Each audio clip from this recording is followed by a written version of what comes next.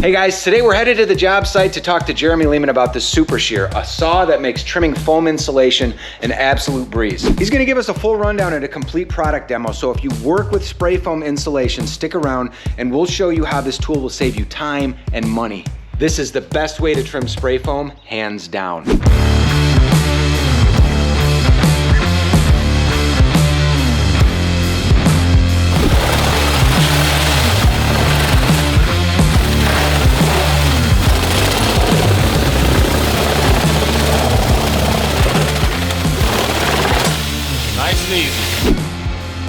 A couple key points before Jeremy gives us a full demo and product rundown on the job site. The Super Shear is made in America. It allows you to complete jobs faster, safer, and in ultimate comfort. Nice and easy. I always let the saw do the cutting. You don't have to go wide open or it's gonna shake you to death. I just do about half throttle. Is it durable? Yep. Jeremy's been using this product in the field for 10 years now. Hi, I'm Jeremy with Jeremy Sales.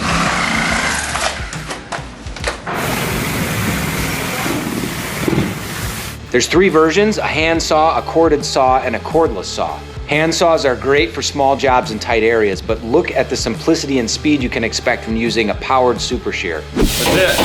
That took all of about 3 minutes flat. Yeah. There's blades for both open and closed cell foam, and the offset gives you cleaner cuts and makes this family of saws a joy to use. A benefit of our saw is that it's offset, so I can put this saw flat up against the studs and trim without bowing the blade. If you go with a Super Shear, you're gonna need less equipment. There's no grinders, there's no vacuums. That means less mess, faster cleanup. If you've ever had to trim foam insulation before, you know how important this is. Well, we're here on the job site today and we're gonna be talking with Jeremy from Seal Tight to go over some product specs. We're gonna show the product in use on this job.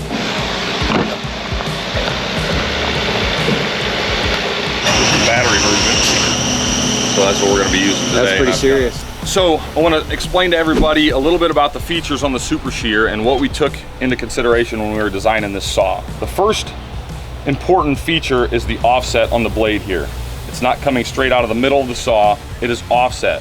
The reason for that is so that you do not have to bend your blade to meet the foam. It gives you a straight, true cut, and you're not cutting extra foam out between the studs. You got a nice straight cut.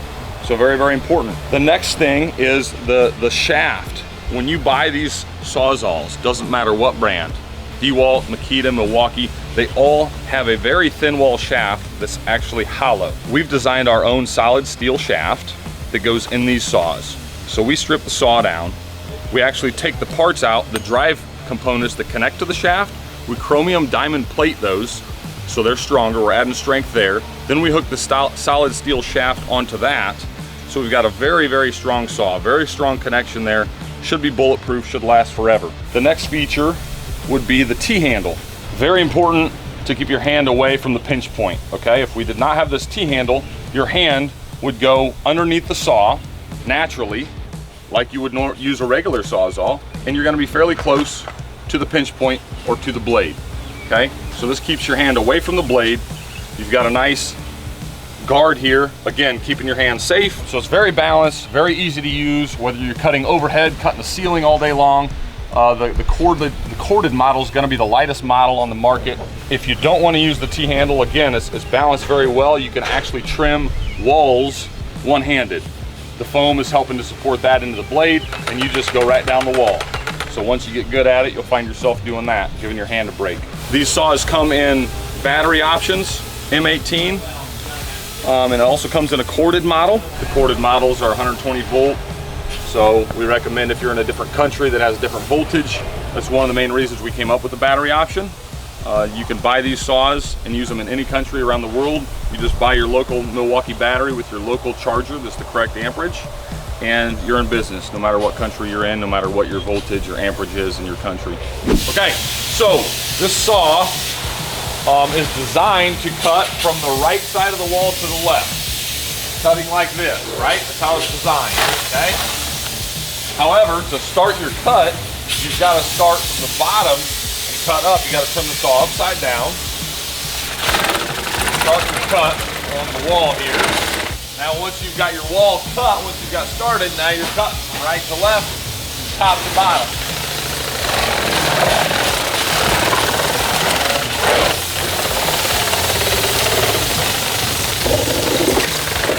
easy. I always let the saw do the cutting. You don't have to go wide open or it's gonna shake you to death.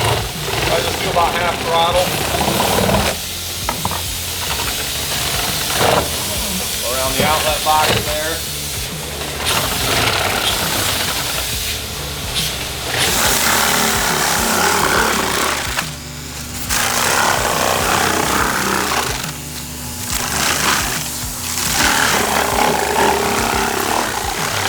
Nice and easy.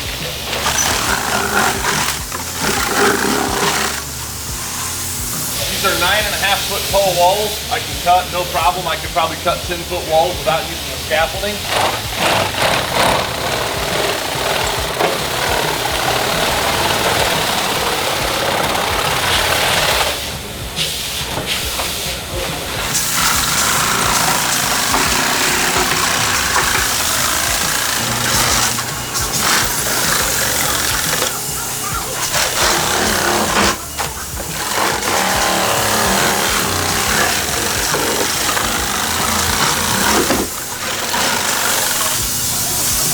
Saws are super lightweight. The batteries ones are a little heavier. Well, we've got a corded model that's like 7 pounds. So compared to the industry, it's about the lightest saw on the market. And as you can see looking around the job site, you know, you guys are cutting these, using these all day long. So the last thing you want is a 12-pound unit when you're cutting 10-foot tall walls or if you're cutting a ceiling overhead. The lightest one is the corded one. The battery one's very handy, it just adds a little extra weight. To keep it against the studs, you're gonna tilt it just a little bit, right? I'm gonna over-exaggerate so you can see it. You're gonna tilt it just a tiny bit so that it wants to stay against the stud. It's gonna cut and stay against the stud. What you wanna avoid is bowing the blade a lot because you're gonna cut a curve into the foam. That's what's nice about this offset. A benefit of our saw is that it's offset, so I can put this saw flat up against the studs and trim without bowing the blade. There's cheaper options that come right out the middle, and you've got to bow that blade to meet the studs. Then you end up cutting a curve out of your spray foam when you're trying to trim it. You can see here where I've trimmed this foam, it's straight across, stud to stud. We don't have a big dip. We're not cutting out extra foam.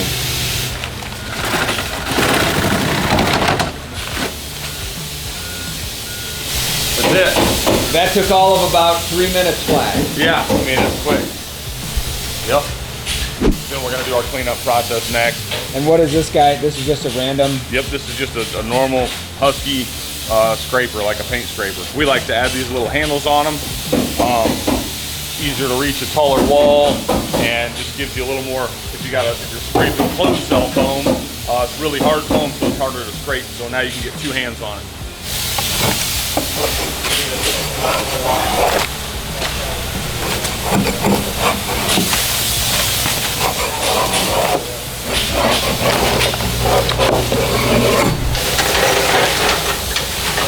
Just to hop down, move it, lock your wheels, hop back up.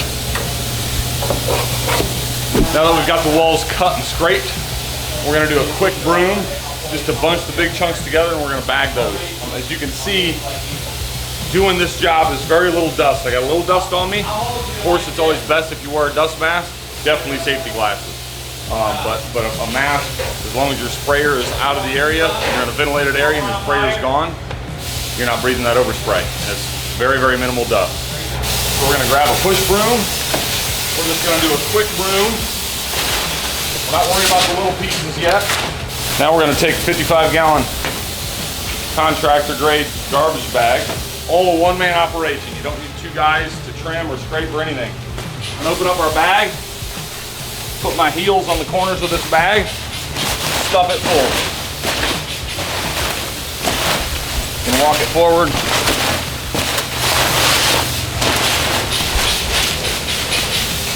Smash it. We'll add a little more.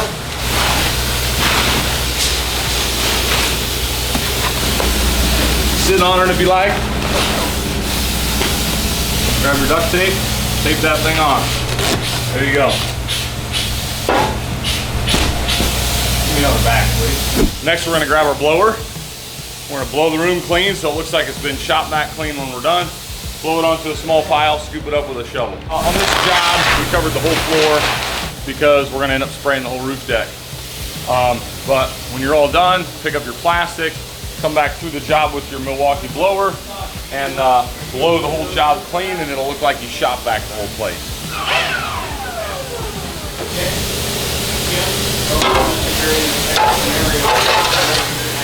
And there you go. It's clean. You don't have to have a Shop-Vac or a big vac.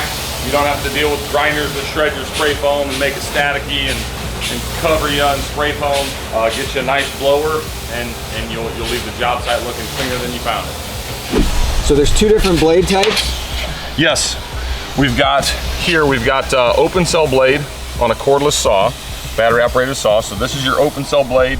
It's got 27 inches of cutting area. Very, very sharp, razor sharp for cutting open cell foam because it's a softer foam. Then we've got our corded model here, and we've got a closed cell blade laying here. This blade is shorter. It's 18 inches of cutting area, and it's much more aggressive for cutting the harder closed cell foam. You can try it, but you will not have good results if you switch and use the wrong blade. So we've got specific blades, closed cell for closed cell foam, open cell for open cell foam. So is it difficult to change the blade? The blade change is very easy. It's 2 bolts. We'll put this one on to show you. Obviously to replace the blade, you're just removing these 2 bolts, grabbing your new blade like I've got here, putting your 2 bolts back on. The saw comes with an Allen wrench that's the correct size. So you always have this Allen wrench in your toolbox. The blade stays on very securely as long as you tighten them up. Everyone always asks me how long they last.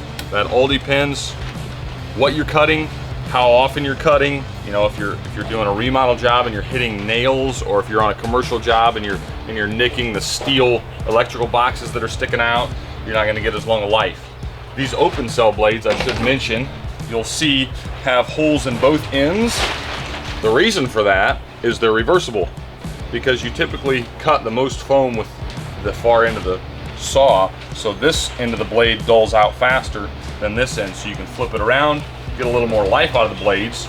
You also, on this blade, can see this is a serrated edge, but this backside is flat, okay? So you can use a file and sharpen this slightly, and also get a little bit longer life on it if you just run a file on this edge of the blade. Thanks for watching my video, guys. If you have any questions, I'm always available. Just reach out.